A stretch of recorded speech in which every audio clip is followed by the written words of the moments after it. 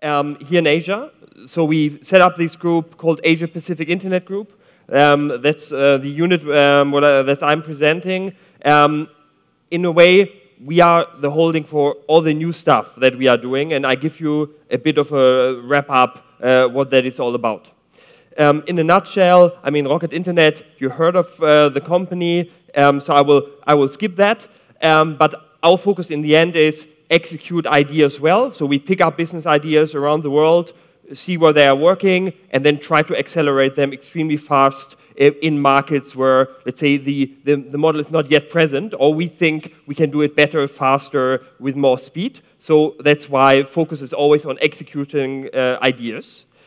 Some of our companies, you guys had the pleasure to meet some of them. So Zalora was here with Michele. We had Kian from Lamudi, two of our companies. Actually, I was told that Max from Lazada was invited as well, but you can probably understand he spends a lot of time now with the Alibaba guys in China. So next time, I'm very sure he can be here and also tell you a bit about how the merger is going. So a lot of different companies, but a very, very strong focus of us to do also more exciting things in the market here in Asia, in all of the different markets, as we have learned. It's not one single one, but a lot of opportunities, a lot of growth, a lot of challenges to overcome, but then a lot of opportunities to grasp. So Asia Pacific Internet Group, currently 15 countries with 16 companies. So, you know, despite some of the companies I showed you there, quite a big portfolio of operations that we are managing here. If we count all of them, and we had to do that recently, nearly 2,500 people. We run it as a joint venture with a big telco, Ooredoo, former QTEL, so Qatar Telecom. They own Indosat in Indonesia, or are the key shareholder. They operate in Myanmar, so helps us quite a lot to get traction, especially in these countries. We think also very important countries here in the region. If you look at the current setup, we try to be nearly everywhere with our businesses. The models and the verticals we are focusing on, of course, e-commerce. E-commerce still, let's say, a bit the bread and butter of Rocket Internet experience. We are trying to build the next Lazada now in the very kind of pioneering markets, and I will come back to that a bit later. Number two, it's classifieds. As said, you had Kian from Lamudi here, so we do car classifieds, we do property classifieds, we do jobs classified, and a general classified site called Vendito as well. And number two is marketplaces for, let's say, services. Veniday, a company we just launched in the beauty space, where you can find, you know, the best massage, the best manicure, pedicure in Australia and Singapore, but also going in more and more countries. We have Helpling, find your cleaner, find your helper into markets. Also, you know, exploring whether we can grow first in more markets, but also second into other categories. And travel. You probably heard that we launched a company called Zen Rooms recently. It's a digital or vertical hotel chain now in a lot of markets in Southeast Asia. So next time when you book a hotel, want to, you know, get a very good price and a very decent experience, try to use Zen Rooms, please. Yeah? But Le Meridian is also very nice, so apologies for that, but it's a bit of a different target group, of course. And we also have our own little OTA, Jovago, also in the pioneer markets where, let's say, the big incumbents, such as Booking.com, they're not so focusing so much on these markets, and we think we can tap into this opportunity and build a good business there. So, very big and you know, diversified portfolio. I also tell you a bit more about what's next in a couple of minutes. But first of all, if we think about, you know, the different Asian markets, you know, I'm German originally, so we always try to be extremely structured. We don't only know how to say Kreuzschraubenzieher, that was the joke yesterday, but we also want to always kind of put something in a structure. So when I think about the markets, we try to, you know, identify three kind of different types. And we try to be in all of these markets, but with a different approach and with different business models.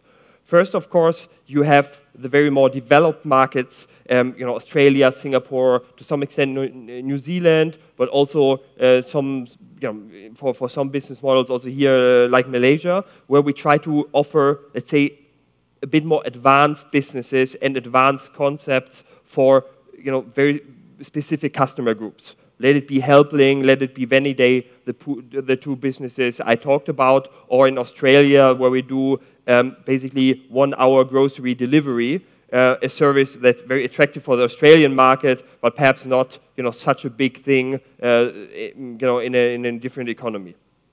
Then, of course, in the more emerging markets, we think especially the classified segment is extremely interesting, but also we built a new fashion app called Like, where we try to connect all different fashion stores into one single app with amazing customer experience to basically work on the challenge to consolidate all the different offers you already see and you already get in the market into one single app with a very nice customer experience. And this should be a bit kind of the focus of what I want to talk about now, pioneer markets.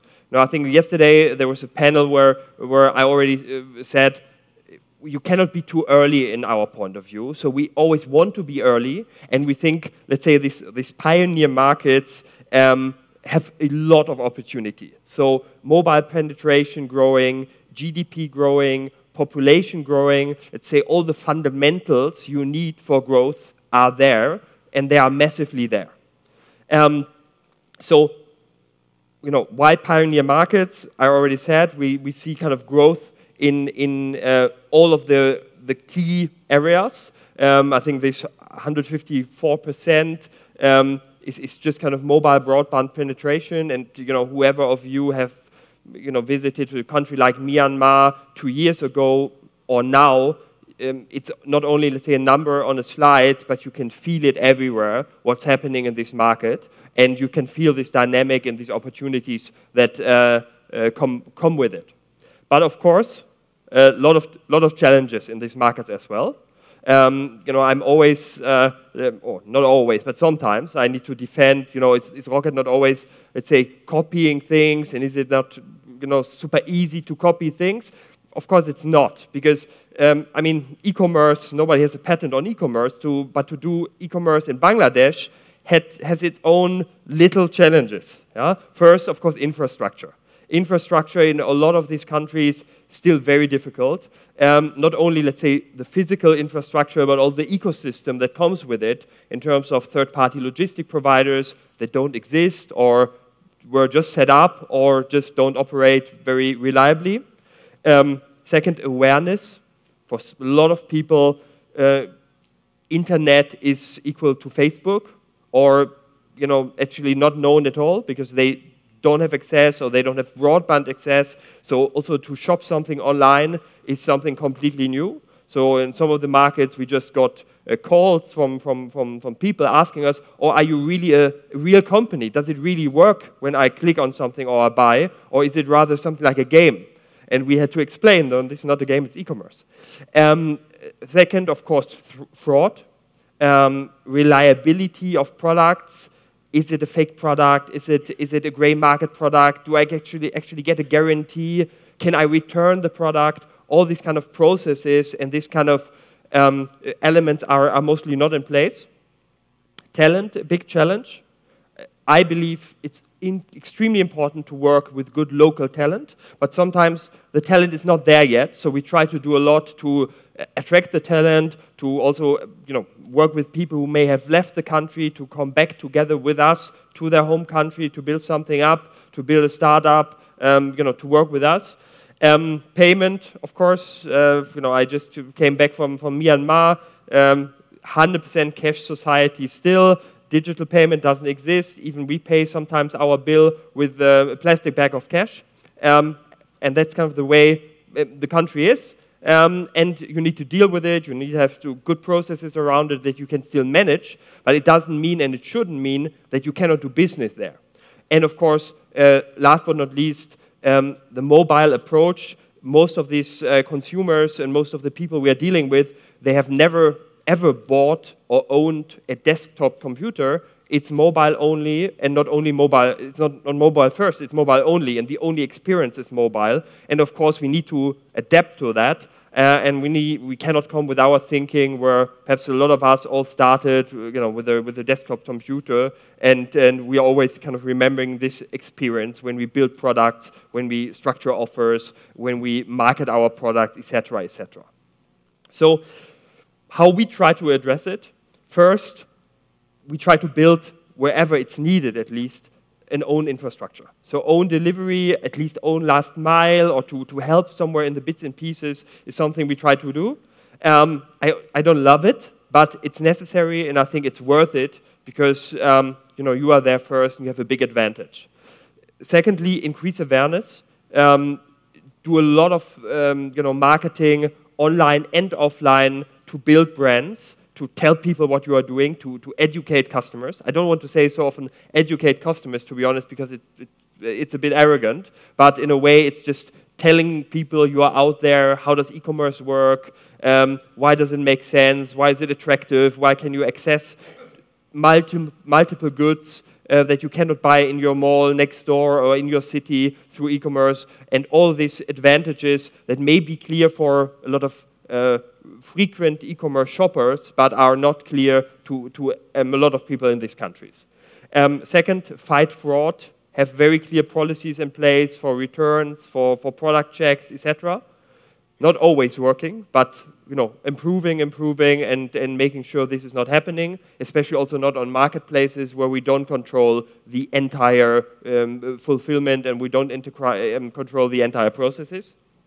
Educate talent. I can also give you one or two good examples of that. Always try to set up local teams, team up people from our network who did it somewhere else already with local people. That's very interesting to see, and we have a lot of kind of good stories for that.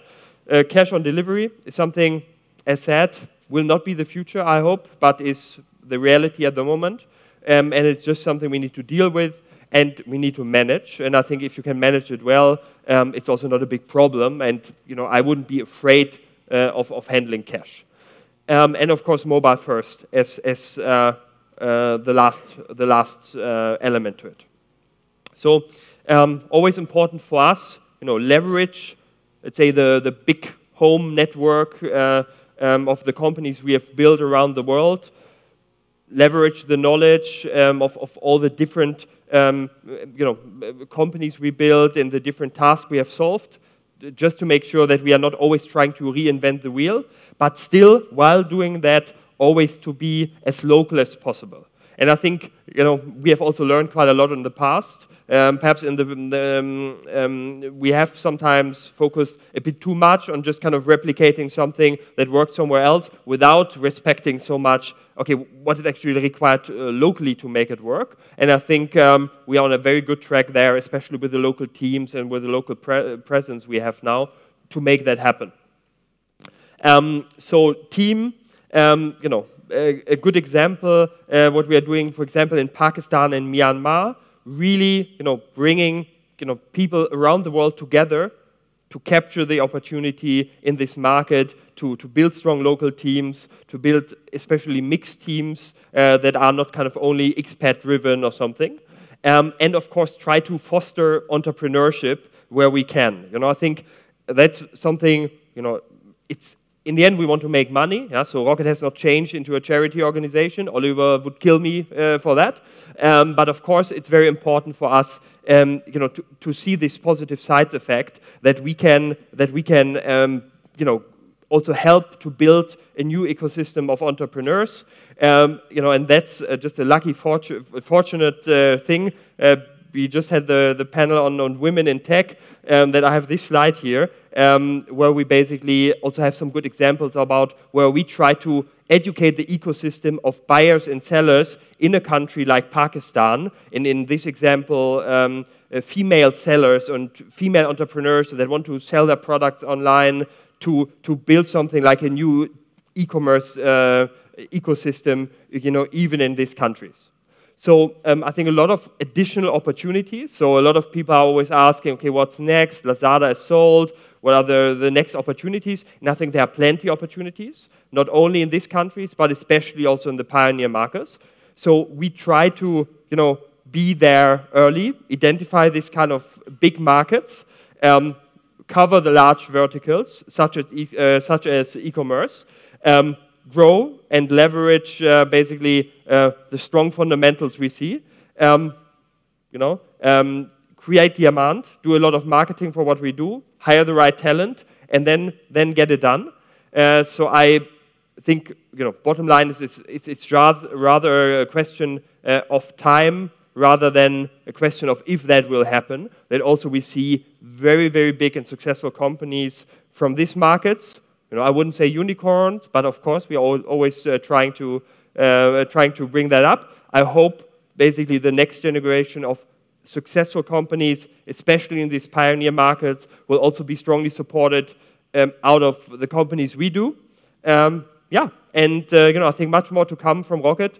We want to continue to be super, super active here in the region, building the companies, also investing in some companies, and try to fuel the competition where we can. Thanks so much for that. If there is any question, please reach out now or later. I'll also be around the entire day. Thanks so much.